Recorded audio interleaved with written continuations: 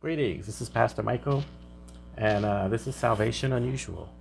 And we're going to do an unusual sermon, okay? And we'll see where it goes. I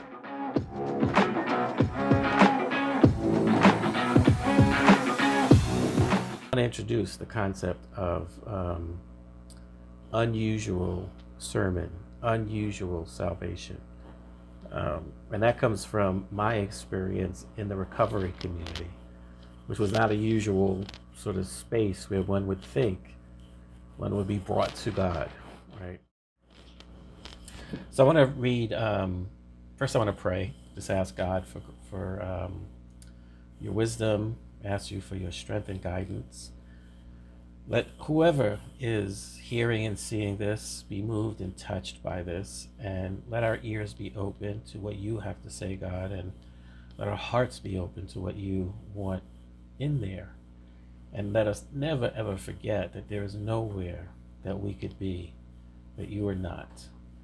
So we are never ever alone. So guide us in this process. Amen. So I wanted to read Romans 12, 1-2. Therefore, I urge you, brothers and sisters, in view of God's mercy, to offer your bodies as a living sacrifice, holy and pleasing to God. This is your true and proper worship. Do not conform to the pattern of this world, but be transformed by the renewing of your mind. Then you will be able to test and approve what God's will is, his good and pleasing, perfect will. And when I read this, I get this idea that there is this relationship between my intuitive ability to discern God's will and God. And in the recovery community, what I came to learn is that a lot of the times that intuitive ability was interfered with, distorted, overblown, hijacked, maybe by my own selfishness and self-centeredness, maybe by the devil, who knows. Whatever it was, a lot of what I was doing when I was using, if you would have asked me, I would have swore, this is going to save my life. This is going to be perfect. And it ended up hurting me or someone else. So this was important because this came out of an understanding that I got in 12-step program. And that understanding is that when I say I'm an addict, I'm an alcoholic, what I'm saying is I understand that there is something physically different about how my body processes alcohol. I understand that there's something different about how I interact with drugs. And there is something in my thinking and my body and my spirit that work together to trap me in this cycle called addiction. And that cycle will eventually kill me if it doesn't kill somebody else. So I have this connection to an awareness that to drink is to die. So I'm motivated selfishly because I don't want to die to live. I'm motivated to go to meetings. I'm motivated to work the steps. I'm motivated to pray.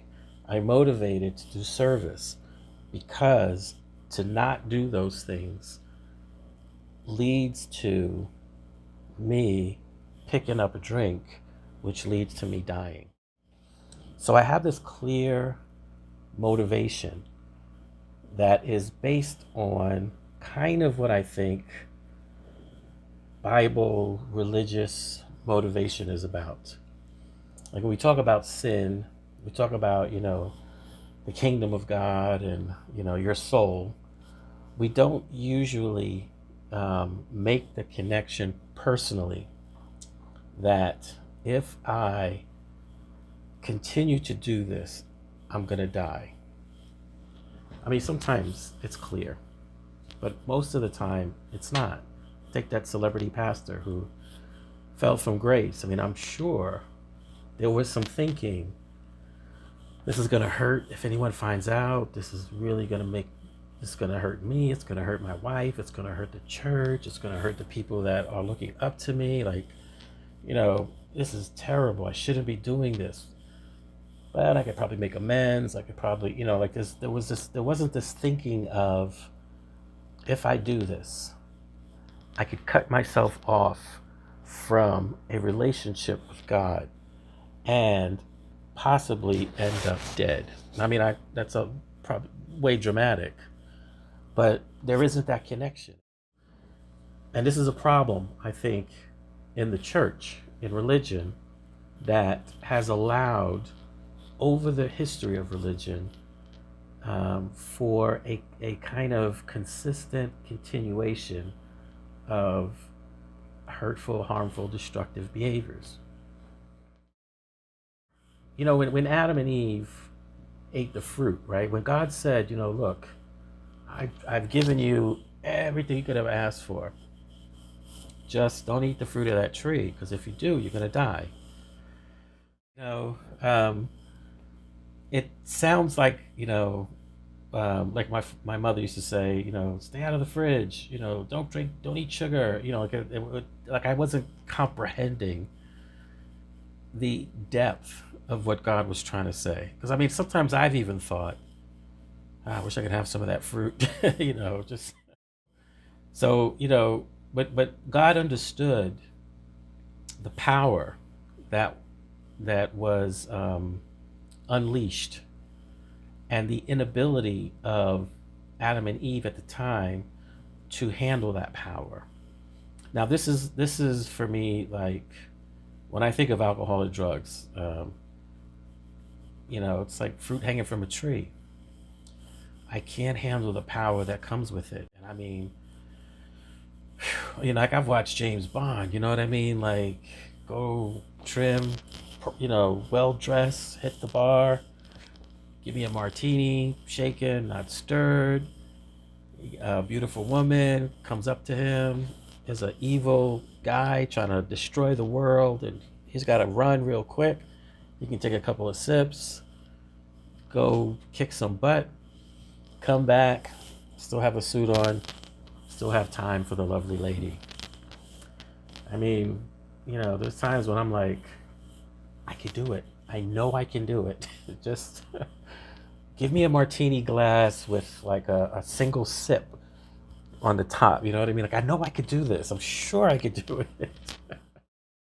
I remember one time I had this girlfriend. She had some kind of accident, and I was at the bar. She was at home, and she called me crying. And I remember, thinking.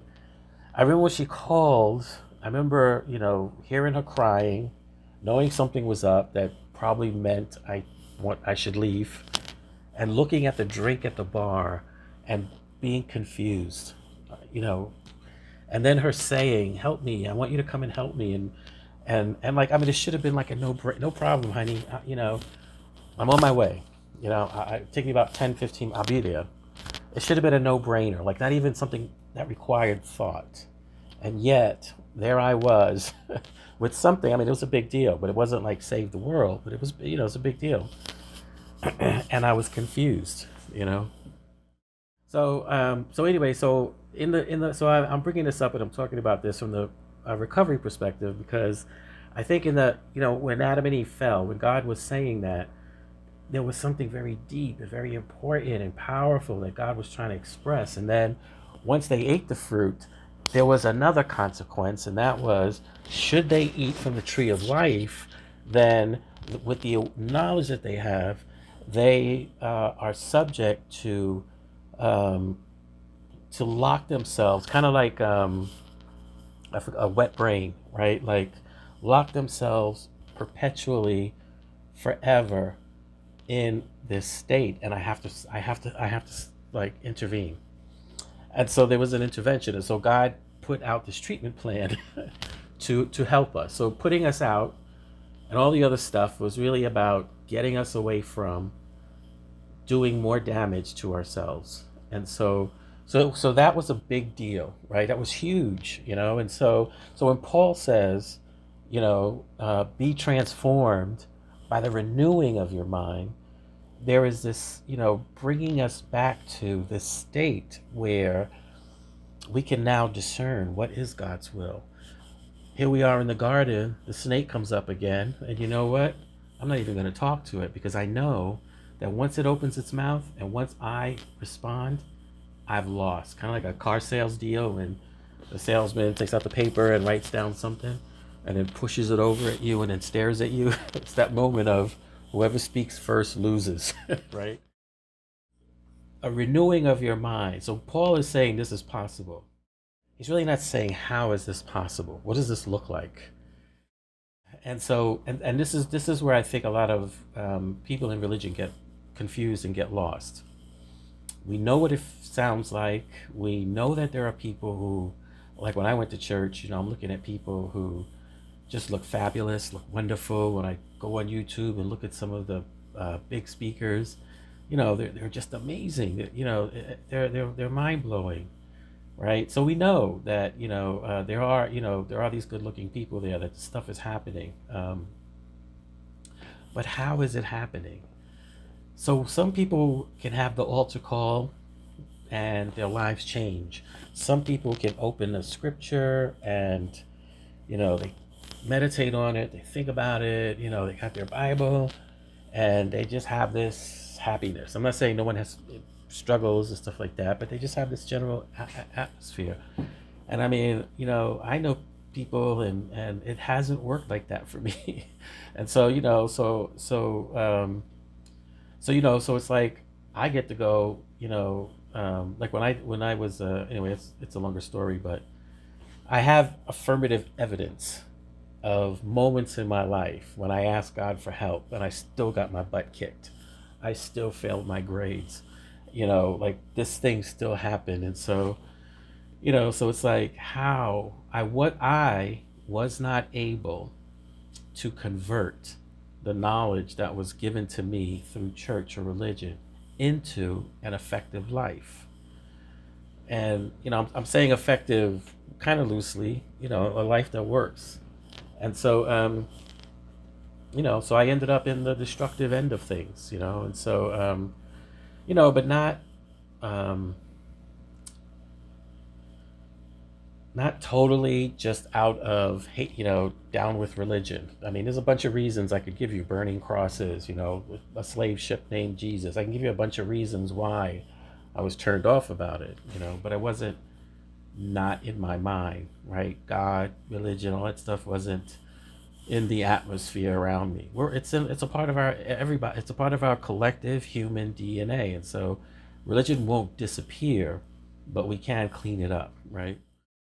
Anyway, so all of that is to say that I couldn't make that connection that I made in recovery community between my behaviors and that leading me to death. So, and I think that once we can understand this, once we can grasp this, once we can get to that that understanding that back to the Genesis. Once we can see that, really, it's like God placed us in this big treatment center, right? Like separated us and then put us in treatment. And we have been working out this plan ever since, but we don't see ourselves as if we were in treatment. So, yeah, we see those nasty drunks, we see them, we see the addicts, yeah, we see them, we see the prisoners doing time for their, prison stuff. But we don't really see that, and I want to be careful here because the world's not, it's messy, but it's not, there's good, right? There's really some good there, but it's still the realm of the separated, of the fallen. It's still that realm. And so treatment, good can happen, but in order to have the capacity to experience the good, you've got to get to that place where you recognize that you're the one that needs treatment, right? So it's like, it's simple to say I need Jesus, right? It's simple to say that, and when I say simple, there's a theological depth to it and a complication and all that stuff, but it's very simple to just say that. But to have that inner understanding that if I don't have this, I am doomed. I think that's missing. But it really changes how we think about what we're doing. So there's a lot of stuff that we do, like slave ship named Jesus. I mean, what rocket scientist thought this up, right? Found it's painful. It's in your face. F you. You know what I mean? Um, because there's no connection between that behavior, that sin, that moving away from the sunshine of the Spirit.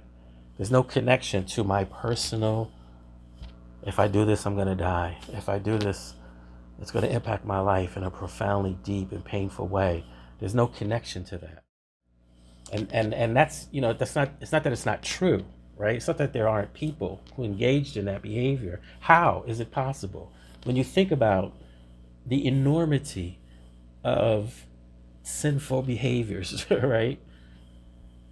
How is it possible if you just look at one person who explodes because they committed a crime, because they, stole something, because they did something, and they internally they're in conflict. They can't, they're exploding all over the place because morally they know that what they did was against their moral center.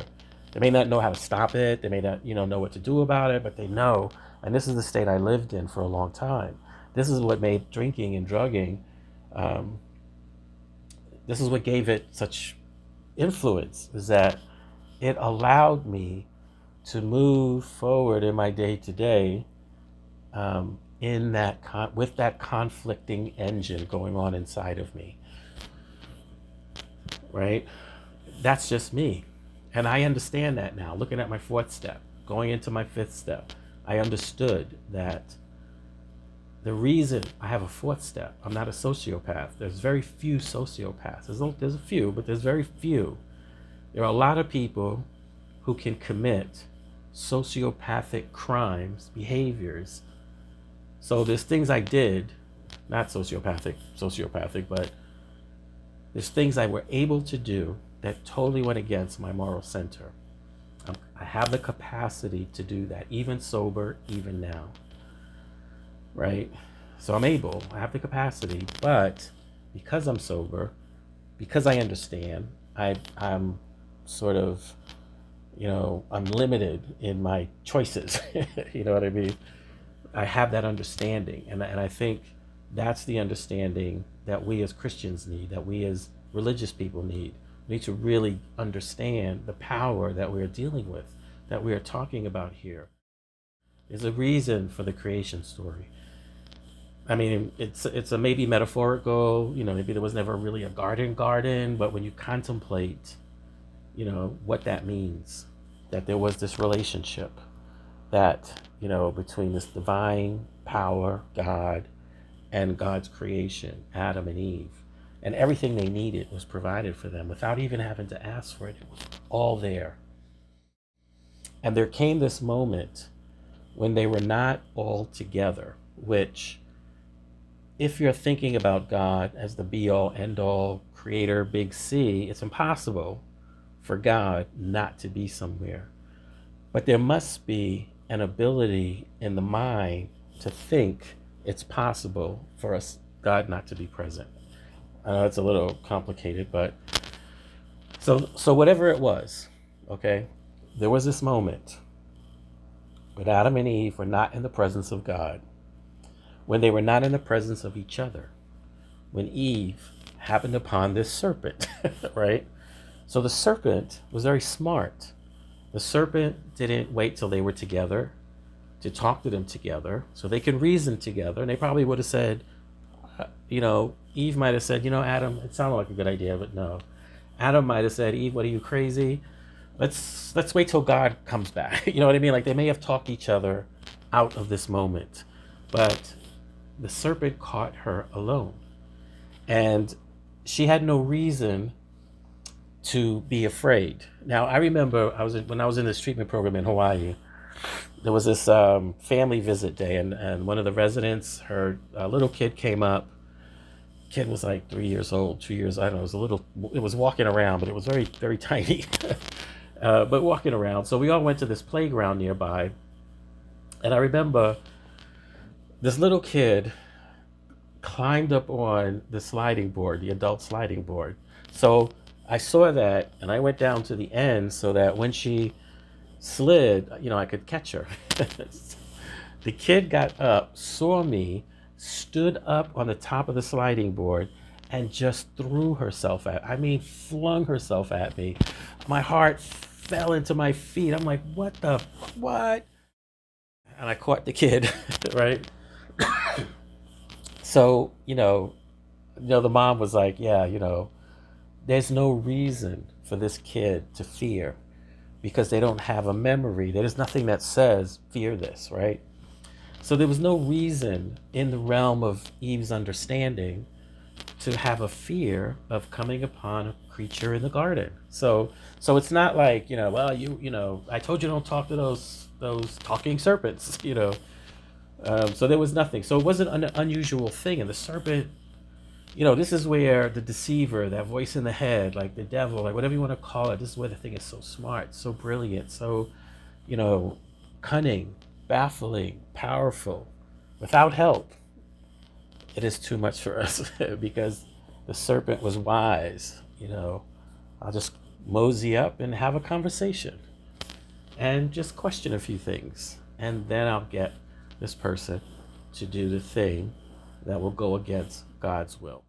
So when Paul says, then you will be able to test and approve what God's will is, his good, pleasing, and perfect will, in that moment of temptation, more times than not, you will be able to intuitively discern, is this God's will for me or not? And in recovery, when I was thinking in my drinking days, and I think of some of the behaviors, the rage, the speeding in a car, 80 miles an hour down the road, trying to pee in a cup,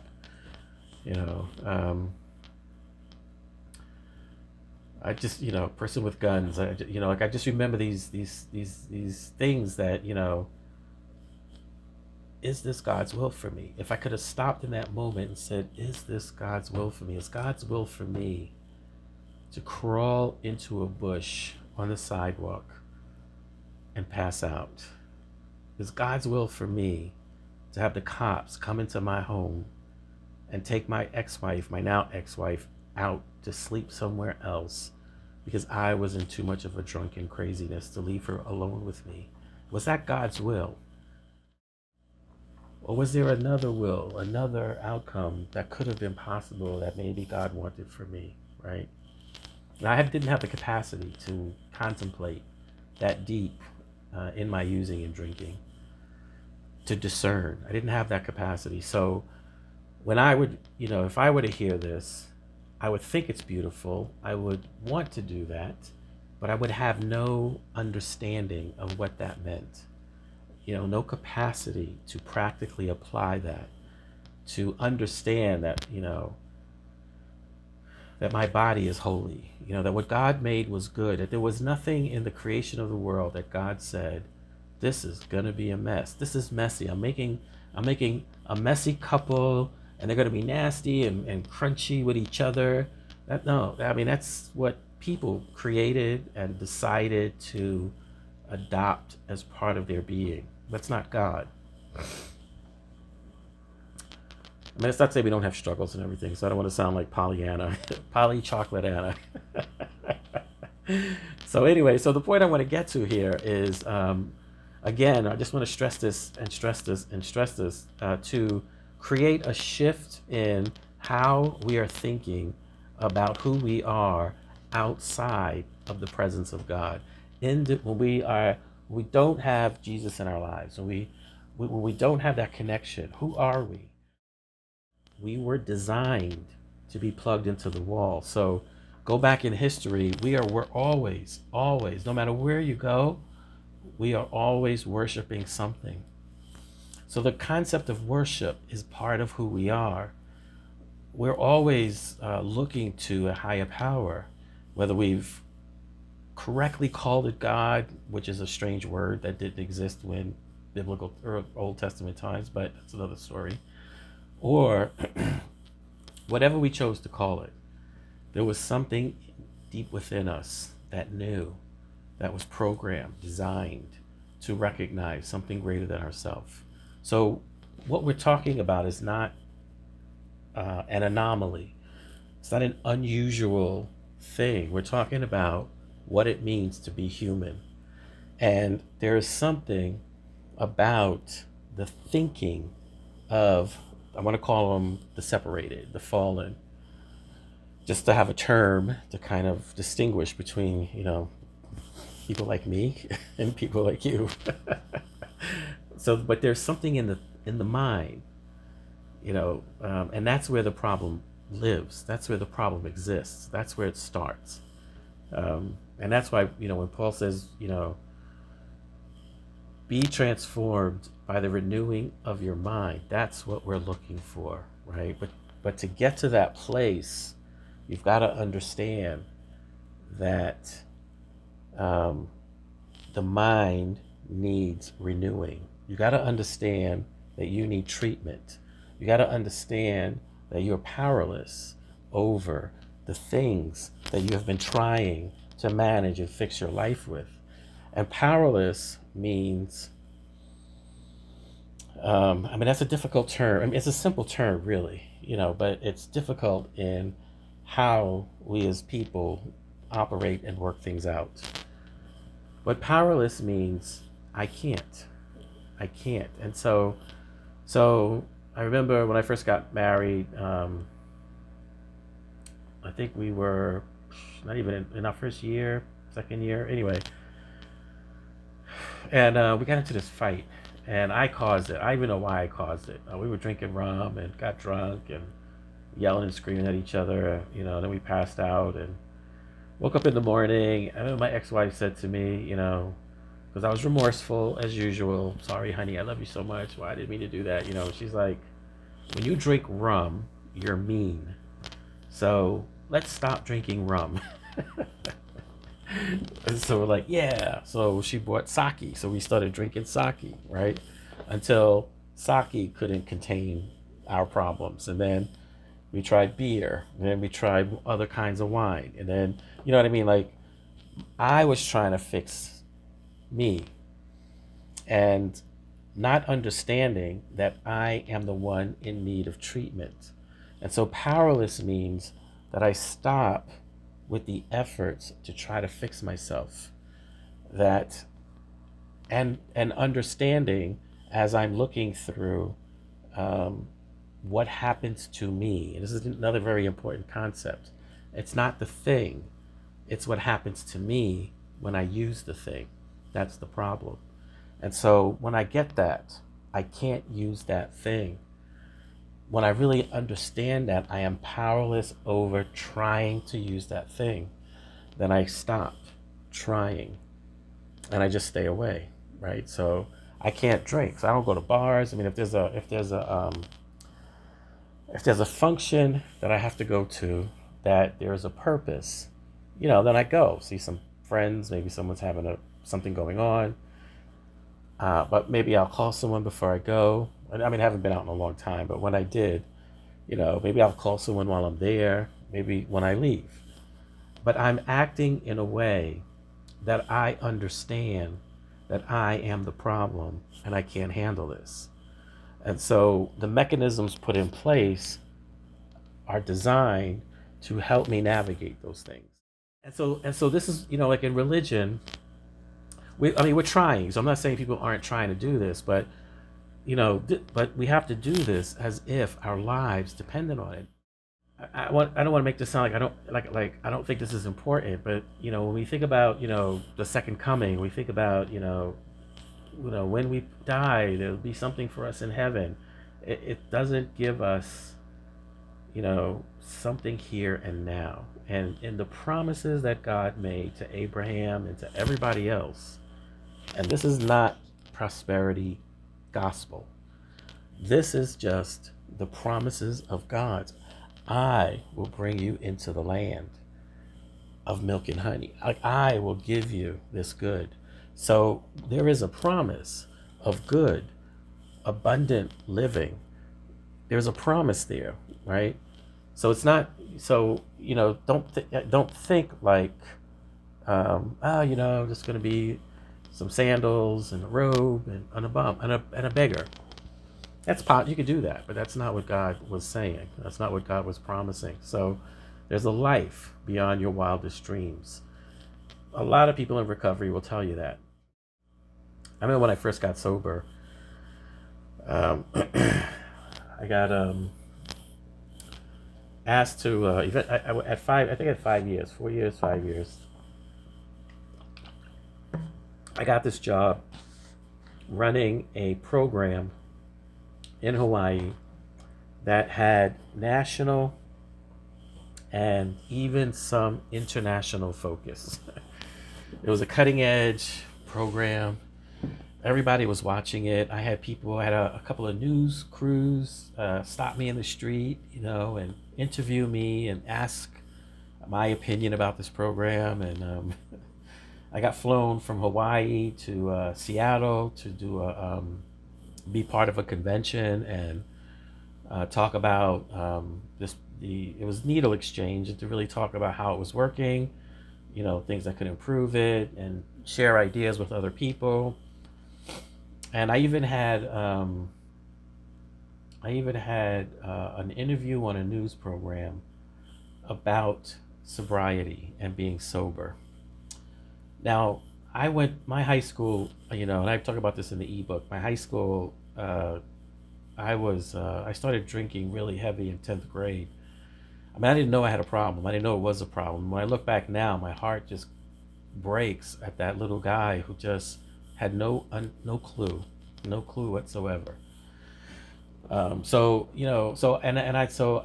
not knowing that I had this problem, my self-esteem, my sense of self-worth was just in the toilet. So when I left high school, the idea of school, the idea of really becoming something or doing something, like giving a lecture. I got asked to give a lecture at University of Hawaii. And I remember standing there, with all the chairs, just thinking, holy cow, right? That was not in my realm of possibility. But getting sober, getting back on this spiritual being, opened the door for what's possible. So yes, a lot of abundance flew my way, and absolutely, I did a lot of work. This isn't a question of working gives you abundance. Like if I say 4 prayers, I will definitely get God's attention. That's not the case. I was showing up and doing what's in front of me to do. Trying to do God's will, to discern between what is God's will and what isn't. And I wasn't doing it alone. I had other people who had come before me, who had worked the program. So this is really around step 1. All the stuff I've been talking about is step 1 stuff. Admitted we were powerless over X.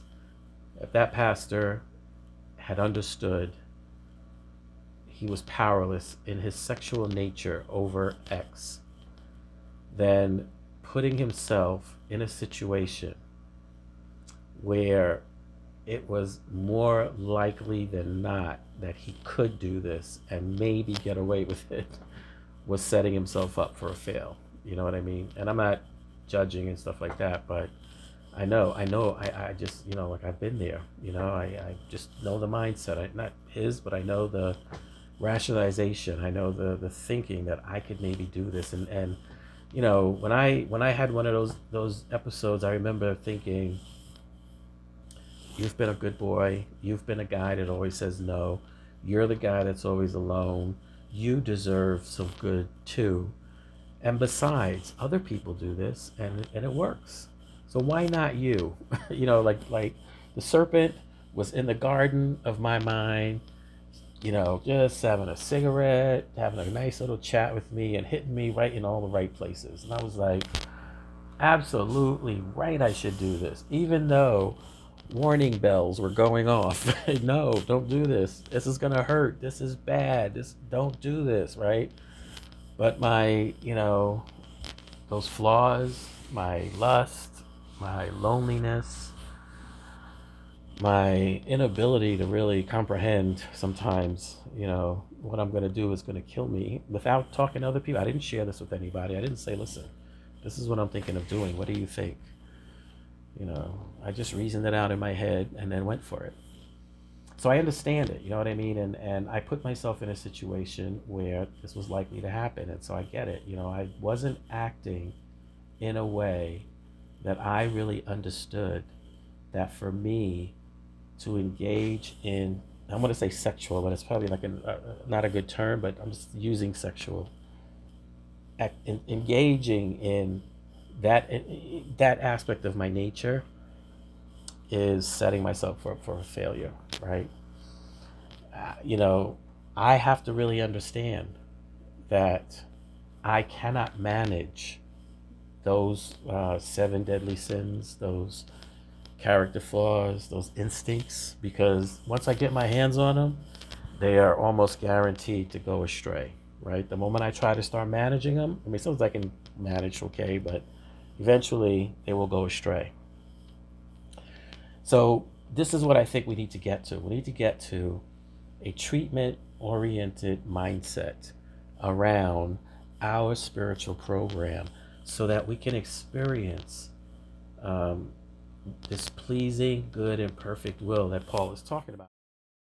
So I did the first step, and then we went through the second step. And the second step is came to believe that a power greater than yourself could restore us to sanity. And I know in, some Christians realms, they just can't stand the AA people because they're like, we don't like Jesus, we don't like God, I had to do this step because in the history of the recovery history, and it's not something that is developed purely by alcoholics, or I should say that we know of. It's a program, a process that was developed with many hands involved, and heavily in hands that were involved was the Christian community, the Oxford groups. Okay, so there were men and women of God who were believers, who took this on, had the heart for this, and were trying desperately to help these. But there was this time when, if you were an alcoholic, it was considered a death sentence, or you would go to an institution. Jails, institution, or death. That was what was sort of thought about for these nasty drunks. So in the history of this, through a series of events, one of Bill Wilson's, one of the founders of AA, was a client of Carl Jung. And the story is that Carl Jung had told him, listen, we have done everything humans can do to try to fix this. And so, from what I understand, you need to have some kind of a spiritual awakening experience if you are going to recover for this. So, it may not be the exact words, but that was the idea. So this guy ends up having this spiritual experience, finds God, and runs and goes to tell Bill, I got religion. And within a short period of time, that seed blossomed in Bill's mind. And, when he was in a detox, he fell to his knees and just said, God, help me.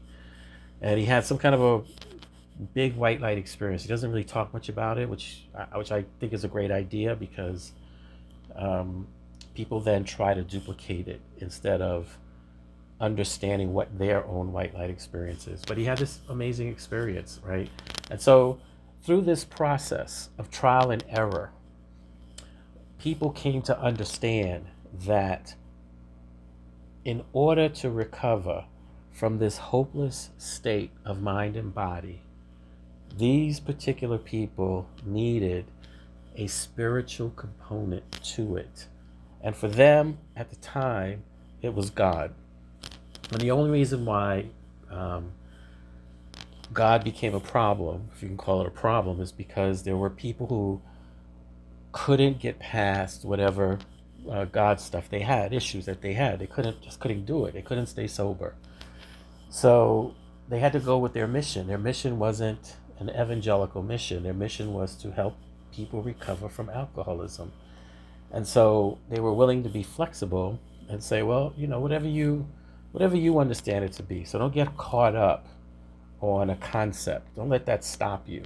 Come on in, sit down, get some coffee, go through these steps as we've gone through them, and then let's get you sober. Let's get you on your feet. Let's get your body together, and then we'll see how it goes, right? A lot of people end up in some way back with God. Some don't. Some end up atheists. Some end up agnostic. So this isn't to say this happens for everybody, but a lot of people, because it's not, we're not at war with religion. We're not trying to create a new religion. This isn't, it may feel like that. We may get hot and heavy about it, but no, we have a small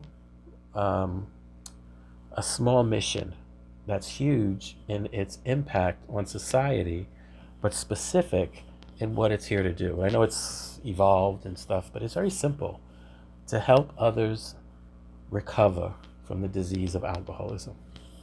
So anyway, but the fact that there's a spiritual component means that we have to figure out, how do we incorporate this into the steps? And so we have step 2, which has 2 pieces to it. One is to come to believe that a power, 3 parts probably, power greater than yourself could restore you to sanity.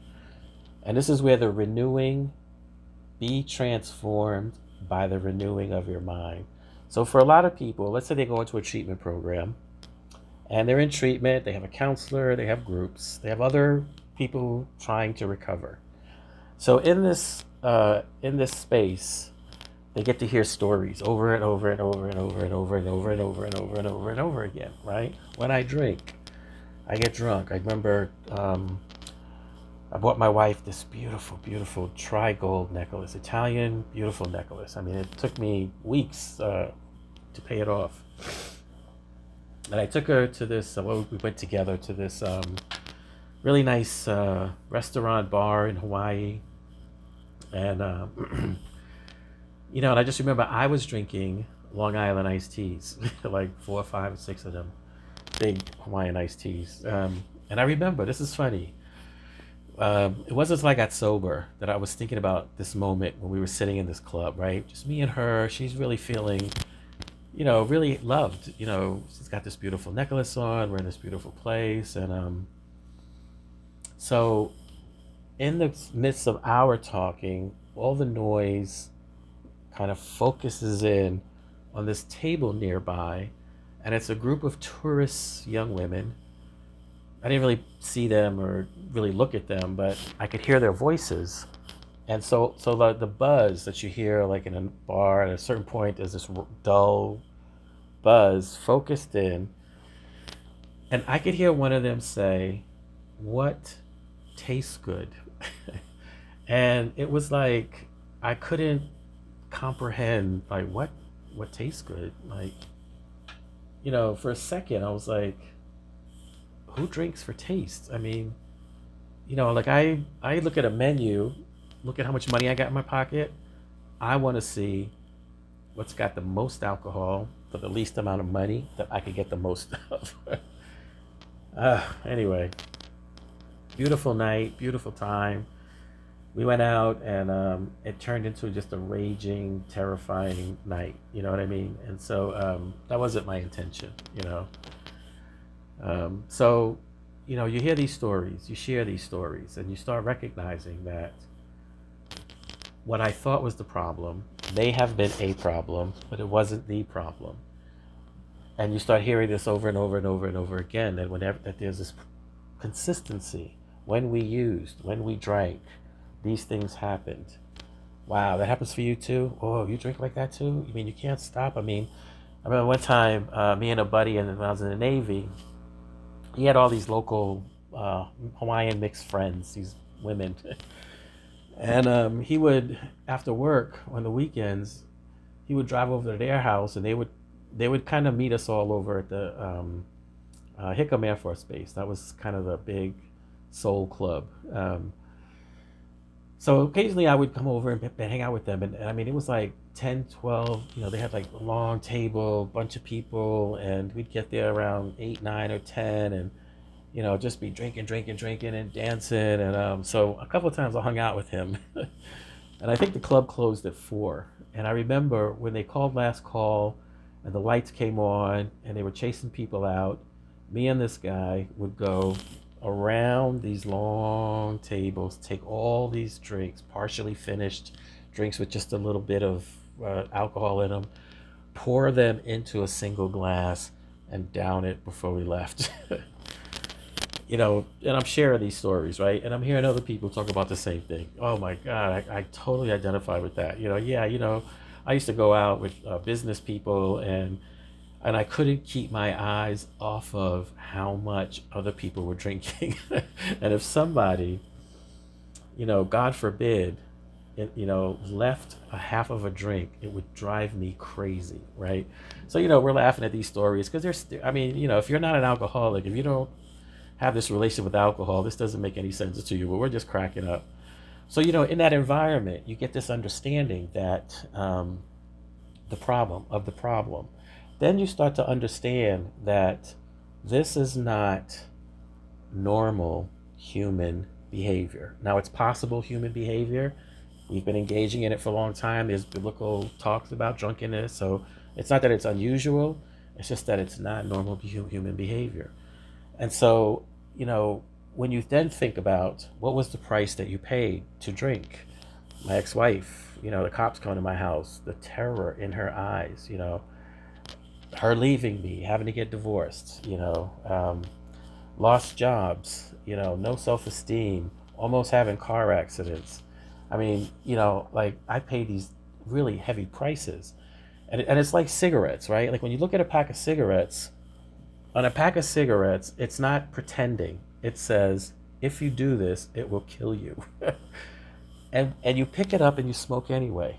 And I know that people have I have a right to do what I want to do, and it's my body, and to do that, but you have to contemplate sometimes. We are not designed to kill ourselves. We are capable of doing this, but the prime internal directive of just about every cell in our body is to live. And yet here I was engaging in behaviors, consciously sometimes, that were designed to go against that prime directive. Now, if you saw someone with a gun, putting it to their head, clicking it, you would think they had some serious issues. This person has a problem. That is not sane behavior. That is insane behavior. So through a process of logical thinking, and we've come to understand what insanity was, and that was our first step. Then we've come to see and hear stories of people who have recovered. You go to church, you hear people who were saved, who turned their life to Jesus, who were hardened criminals, who beat their wives, their husband, their kids. They couldn't produce to support their families. And, they found God, they found Jesus, and their lives turned around. You start hearing these stories. And then you start believing, right, that there's something that could help you. If it could help them, and they were pretty bad. George over there was nasty. But if it could help them, it could help you. And so you come to believe, not based, maybe in part based on just reading stuff, but really heavily based on experiential understanding. Then you start seeing in your own life, moments when by all rights you should have been dead. This isn't to say that God doesn't intervene and help other people. You're way so more special. Who knows? I don't understand it. But I do know that there were moments when I should have been dead. One time, which is a real big example, I was at this place called China Walls in Hawaii, which is a local swimming place, and it has this rigid rocks that kind of go with this arc, and everybody stands up top here, and the water comes this way, the waves, and So when you see the swell, you know to go under or to move out away from the rocks. And it was a very simple instruction that my friend, who was born in Hawaii, told us, as he's driving us happily. We're smoking weed. He's telling us about China walls. You're going to love this. It's the local spot. It's amazing. But, if you see the swells, don't try to come to the rock. Go underwater or go back, right? So I go in and I jump in, and I'm splashing around like a little kid because I'm not a swimmer from Brooklyn. Come on. And then I get out, right? And so my friend then Max is with me. He's from Brooklyn too. He jumps in. So I'm thinking, okay, I'm gonna jump in with Max. So we jump in and we're like splashing around like little kids together. And I turned, and then I turned back, and I saw Max bolting for the rocks, and I panicked, and I started following him. And the next thing I know, the both of us are up in the air and being slammed into these rocks. And I mean, it was frightening. So we get slammed, and then now we're caught in this whatever this tumultuous, murderous wave thing is. And I mean, I'm fighting it. I see Max, he's fighting it. I'm drinking water, I'm spitting water out. I'm being thrown down deep into the water. I'm coming back up again. And eventually, I just remember there was this moment when I was just too tired to swim anymore. And I just remember thinking, that's it. And I just let go. And I just let go. And and I remember sinking, and I just sank. And I remember sinking in the water. I could just see myself right now, limp. And my toes or something touched the sand. And I heard this voice. Maybe it was in my head. Maybe it was just outside of my body. But it said, no, you don't. And it didn't pick me up, but I was like, I had this extra energy. I was back up, and then I made it out. And I remember laying on the rocks.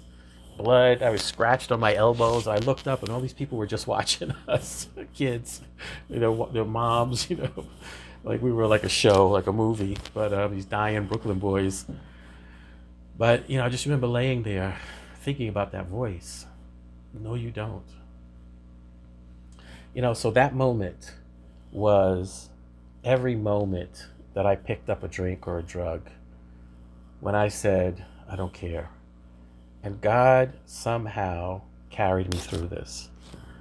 And this is the story of, I think, all of our lives. If we go back and look through our lives, we will see moments where something beyond us, bigger than us, orchestrated, arranged, said, did something. We have those in our life.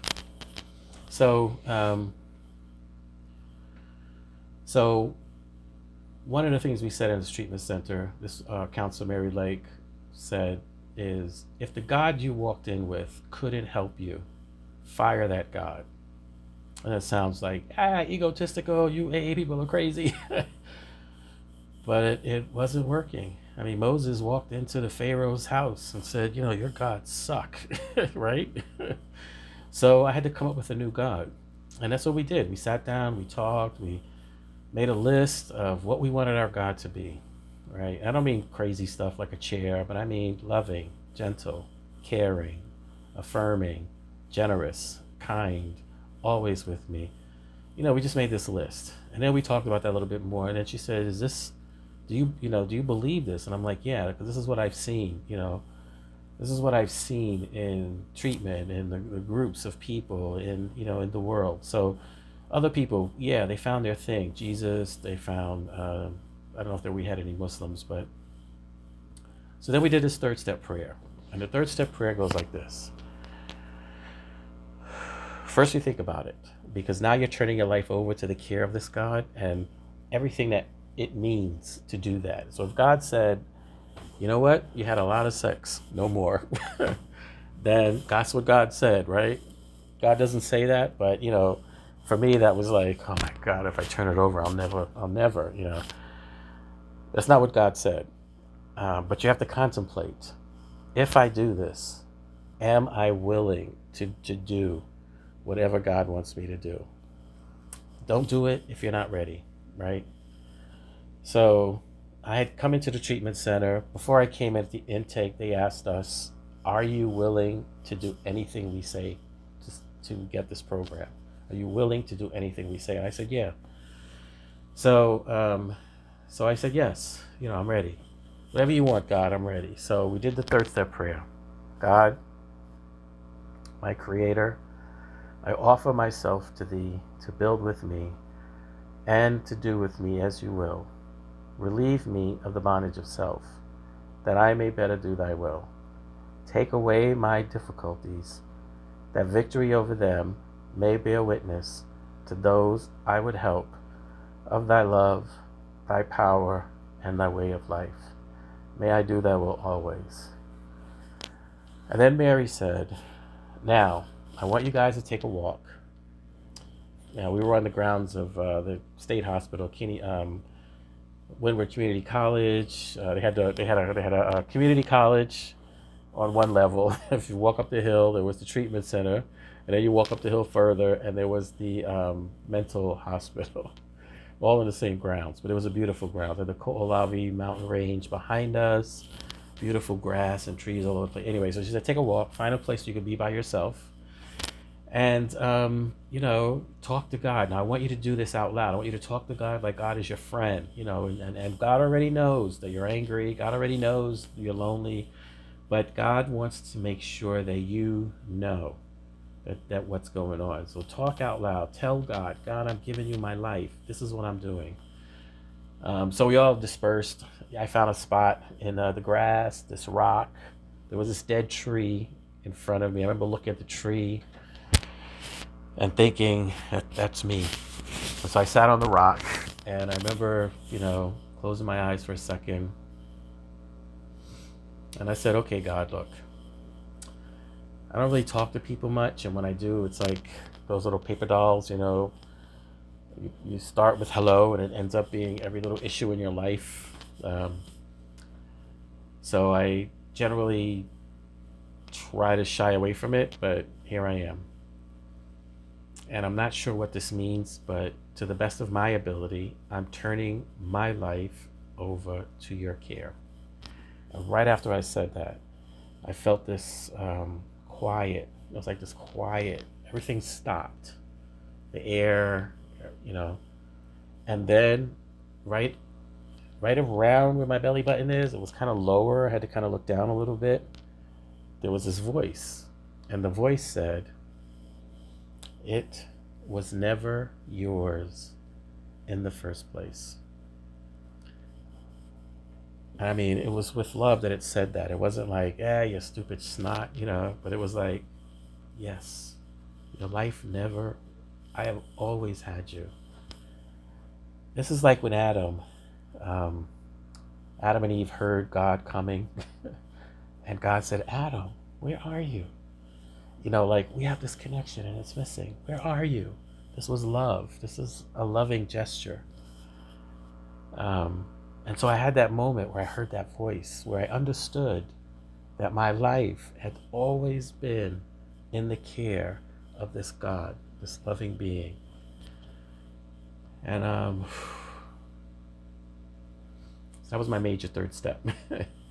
I don't know what your third step would be. Maybe you'll hear a voice, maybe you'll hear the silence or feel the silence. I don't know. But I know that the work that we're doing yields these amazing results. And I know that when Adam and Eve, when this whole thing took place, it didn't happen and then God contemplated it a bit and then said, you better do something. And this is something that comes out, if you're familiar with the Course in Miracles, it talks about this too. In the same exact moment that this perceived split happened, the answer was available at the same moment. So when we look at it biblically, we're looking at it from a linear space of time. And this is one of the things that makes that can be frustrating when you're looking at the Bible, because you're not looking. I tend to think of the Bible as a book that was written. Like somebody sat down and just, a couple of months, maybe a couple of years, wrote this book. But this is a bunch of books that was written over the course of a bunch of years. like thousands of years, like a couple of thousand years. So, so over time, right, this process has been nurturing and growing. And that's why I think, as part of that process, God placed in the basements and back rooms of churches the next phase of our Christian recovery, the next phase of our spiritual recovery. Because Jesus didn't call himself a Christian. That term Christian came from the Romans later. Paul called it the way. Jesus called it the way. I think even Paul called it the way. So God had a plan to bring us back home. And so when Paul says this, he's really, I think, maybe he doesn't know it, maybe he does, that there is this place, this way of being that is in relationship, that is in harmony with the divine will. And when we are in that space, we are able to discern what God's will for us is and what it isn't. Because it's good, and there's something about good that's important to understand. And I don't mean the faulty good of the alcoholic who thinks the good feelings that they're inundating them. I remember when I was on a ship in the Navy, and I think I had been out on the town and did some acid or something, and I came back and I had just taken it, so it didn't peak yet. And I tried to go to bed, and I remember the lights were out. I'm laying in my rack on this ship, and pitch black, and I have this acid high moving in my body, and I'm thinking about and wondering what's happening here. Like, what is going on? Like, what if, and I know this is kind of over dramatic, but what if this chemical acid was causing cells to explode, to just die? And what if my imagination, to keep me from freaking out, was telling me that this felt good? So this good feeling that I thought I was having was really an illusion to protect me from the truth of what was going on. And I couldn't get, it was like in that moment when I was thinking this, I was like, but I can't get this acid out of me. It's in me already, So, this has been a lot. I didn't think I would talk an hour, but I did. So, the rewards are amazing. And, there's no musts. And this is the thing about 12-step that's very difficult to understand. Because in a way, it's like trying to herd cats, crazy, rebellious, crunchy people, putting them all together and saying, you guys have to make a way of fellowship in this life raft, or you're going to die. So you figure it out. You don't have to, but you figure it out. And it's like, somehow they do, right? Like there's no musts. There are suggestions. This was a lot, I know. So the point of this, is to get us to that place of recognizing that we're in a treatment plan, and there's such amazing, wonderful gifts that come out of it, and abundance and living that comes out of it. And it means that there are certain things that we have to do. And this is where, understanding the metaphor of tilling the soil, working the land. We've got to work the land. We've got to work the landscape of our minds. We've got to weed out what doesn't belong. We have to come to understand and embrace the exact nature of our wrong in order to then experience the transformation that allows for the renewing of our mind. I heard Charles and Susan Opio in one of their conversations, they said, the sin is not the action, but the result. And this is how we understand a lot of addictive behaviors, that they are the result of something. And the more we can understand that this is the result of something, the more we can embrace, that, oh, okay, so I get it. So it's me, like, what do I have to do to not, what do I have to do? If I'm going to be a good pastor, and, how do I protect myself from the vulnerabilities that are all around me that can be so intoxicating and attractive? How do I protect myself? How do I protect my congregation from me? Like, how do I keep them safe? Right? I mean, we sure, we look good, we smell good, we're committed to Jesus. That didn't stop, the bloody crusades. That didn't stop. And I'm not, saying don't fight back and all that stuff, but it didn't stop the doctrine of discovery, the wiping out and stealing of land and people. It didn't stop it. So,